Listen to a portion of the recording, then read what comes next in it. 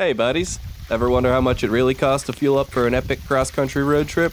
I'm diving into the fuel costs after a 2,500-mile slog cross-country in my DIY-built Ram ProMaster. Want to find out how much your dream trip might set you back? Stick around to the end for the full breakdown. Hey buddy, great to see you. I'm Matt. After a decade working in Hilton Head restaurants, I wanted more from life, so I sold everything, built out a van over 6 months with no experience, and hit the road. I've been exploring breathtaking, and some not so breathtaking places, faced a few bumps along the way, but no regrets. After refueling on Freedom Chips in Denver, I'm out exploring again. So if you're curious about this lifestyle, join me on the road and you'll see that literally anyone can do it. Got some questions? Drop them down in the comments and I'll for sure get back to you. Now let's see where this old landship is taking us. This is the kind of freedom we all dream about, right? Living on our own terms and exploring new places. But while we're out chasing this freedom, we can easily start stressing about the costs. And one of the highest costs is fuel. But it might be more affordable than you think. My trip took me from Tombstone to Hilton Head, but with all the detours, it ended up being like driving from New York to LA. So let's start with the details. My ProMaster is rocking a 3.6 liter V6 engine and a 24-gallon fuel tank, and I usually get between 13 and 16 miles per gallon on the highway. On the first day leaving Tombstone, I topped off the tank near the border and headed towards one of my most memorable stops, Lincoln, New Mexico. It's an authentic Old West town, way less touristy than Tombstone and steeped in history. Billy the Kid and the Regulators fought the Lincoln County War here. It's also the setting for one of my favorite movies.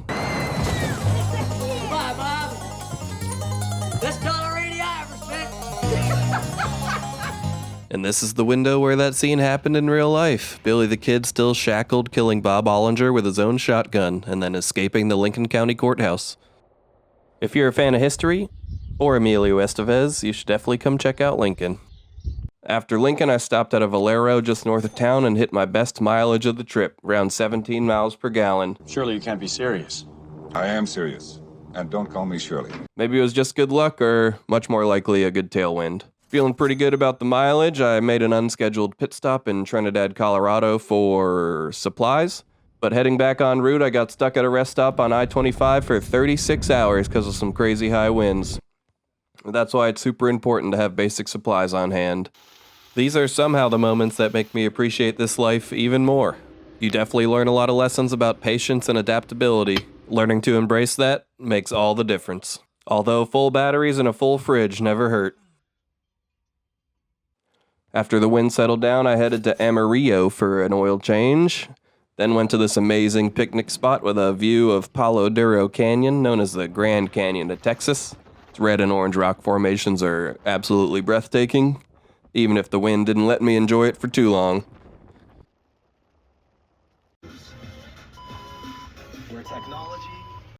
Next up was Copper Break State Park in North Texas, peaceful spot with rugged terrain and serene lakes, even though the lakes were pretty much dry due to drought. Still, it was a great place to unwind and take in some incredible views. And while hiking around the park, I found this fossilized seafloor, which really blew my mind. Wow. So these were apparently ripples in sand 250-something million years ago from an ancient ocean, and now they're preserved as rock. Fueled up after leaving the park, I made a quick stop in Dallas before hitting one of the most iconic free camping spots that cross-country travelers can visit. Got some good old Cracker Barrel, and we're sleeping in the parking lot tonight. In truth, this was not my first Cracker Barrel of the trip. Then I made it to Houston to stay with my friend Paul, the friend that helped me build the van last year. Despite not needing gas, I had to stop at the Buc-ee's near his house for their legendary brisket. Anytime I pass one, it's non-negotiable. Well, Buc-ee's was freaking crazy. Don't even know what to say about that.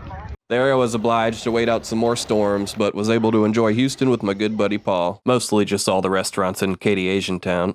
Leaving Houston, filled up in the city, which really isn't the best choice for a big vehicle. Quite an unnecessary hassle if you can avoid it. But did get to cross my favorite bridge ever, the I-10 Twin Span, the 24 miles of bridge across Lake Pontchartrain, 20 feet above the water. It's pretty cool to drive through the swamp on the highway. But a trip through Louisiana isn't complete without some crawfish, so I grabbed a bag and found a nice boat ramp to enjoy them at. I found that most boat ramps actually allow overnight parking, so it never hurts to pull in and check out what the signs say. Ended up being the perfect way to enjoy an evening by the water. Canada Dry 20-ounce bottles. Next morning I filled up again, excited for the home stretch. I decided to ditch the highway and camp in the woods for the night.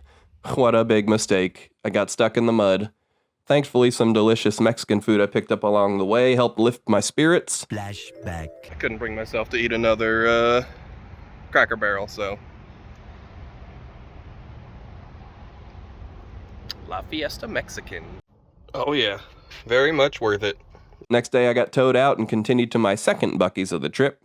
Spent my last night on the road in their parking lot, filled up with gas, and yep, enjoyed more brisket. Fresh brisket on the board! Finally, I had made it home, feeling very grateful for a successful 2,500-mile trip. So here's what you've been waiting for, or more likely what you skipped ahead to see, the fuel cost breakdown. With an average fuel economy of 14 miles per gallon and the average fuel price being about $3.50 per gallon, I should have spent around $625 on fuel.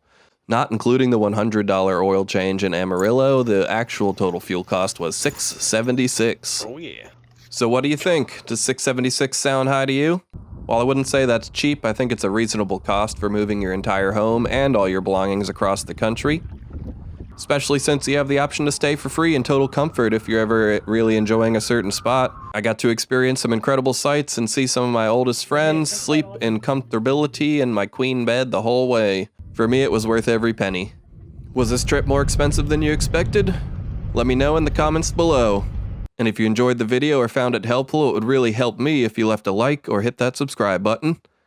And for those of you who want to support the channel even further, check out my new Patreon page. Every bit helps and keeps the wheels turning and the adventures rolling. So back at my parents' place, I dove straight into some van projects, cleared out any gear that I didn't need, and stored it in their attic, and got ready for a speedy turnaround to Seattle for some upcoming concerts. That's the way of the road, folks. Way of the road, bubs. Always on to the next adventure, the way she goes. Well, thank you so much for watching. If you're still here, you are amazing, and I hope to see you in the next one.